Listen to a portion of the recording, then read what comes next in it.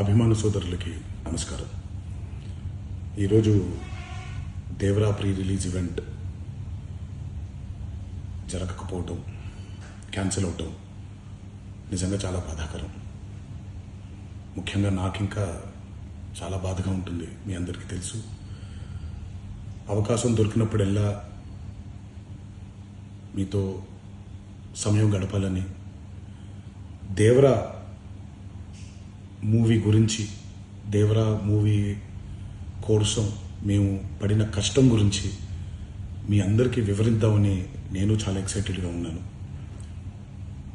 కానీ security reasons వల్ల ఈ ఈవెంట్ని క్యాన్సిల్ చేయడం జరిగింది. మళ్ళీ చెప్తున్నాను, మీతో పాటు నేను బాధపడుతున్నాను. మీకంటే నా బాధ చాలా పెద్దది, ఎక్కువ కూడా. కానీ ఇది ఇలా జరగడం